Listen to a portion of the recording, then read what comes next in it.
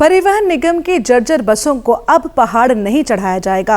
जो बसें अपनी आयु पूरी कर चुकी हैं उन्हें नीलाम किया जाएगा और जहां जरूरत है वहां नई बसें चलाई जाएंगी। पहाड़ों पर सवारियों की संख्या को देखते हुए छोटी और बड़ी दोनों तरह की बसों को चलाया जाएगा। उत्तराखंड परिवहन निगम की प्रबंध निदेशक रीना जोशी ने बताया कि पहाड़ों पर नई गाड़ियों के संचालन के लिए शासन ने फंड उपलब्ध करा दिया है। इससे जल्द ही 100 नई गाड़ियां खरीदी जाएंगी। हालांकि बीते 6 महीने में भी 160 नई बसें खरीदी जा चुकी हैं। दिल्ली मार्ग पर आ रही परेशानियों को दूर करने के लिए भी परिवहन निगम बसों की व्यवस्था कर रहा है। असेसमेंट किया है, उसमें देखा है कि कुछ गाड़ियां हैं वो जर्जर अवस्था में हैं, तो उसका हम लोग असेसमेंट कर रहे हैं। हम लोग का प्रयास यही रहेगा कि पहाड़ों पे कोई भी जर्जर गाड़ियां ना चले और साथ ही साथ शासन ने भी हमें अनुमति दी है और फंड भी प्रोवाइड किया है, जिसमें हम लोग कुछ नई गाड़ियां खरीदेंगे।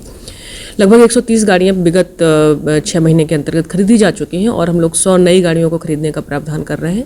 क्योंकि दिल्ली के साथ में BS6 लागू होने की वजह से हमें गाड़ियों की नई गाड़ियां खरीदने का, पुरानी गाड़ियों में कुछ समस्या का सामना करना पड़ रहा है, इसलिए हम लोग नई गाड़ियां खरीद कर दिल्ली में हो रही जो समस्या का समाधान कर लिया जाएगा।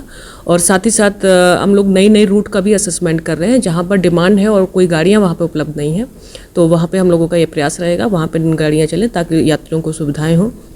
साथ ही साथ हम लोग लीन सीज़न और पीक सीज़न का भी असेसमेंट करके चल रहे हैं, क्योंकि ज़्यादातर देखा गया है कि लीन सीज़न में हमें सवारियां काफ़ी कम मिलती हैं, बट हमारी रूट्स पे उतनी गाड़ियां उपलब्ध रहती हैं, जिसकी वजह से भी निगम को घाटा होता है। तो हम लोग ये भी असेसमेंट कर रहे हैं कि जहाँ पर जितनी डिमांड है हम उतनी गाड़ियों को वहाँ पर प्लेस करें, और जहाँ पर गाड़ियाँ बिल्कुल भी नहीं हैं लेकिन लोगों की डिमांड है, वहाँ पर कोई प्राइवेट ऑपरेटर भी चलने को तैयार नहीं है, वहाँ पर निगम अपनी तरफ से उन रूट्स को आइडेंटिफाई करके वहाँ पर अपनी गाड़ियाँ चलाएगा।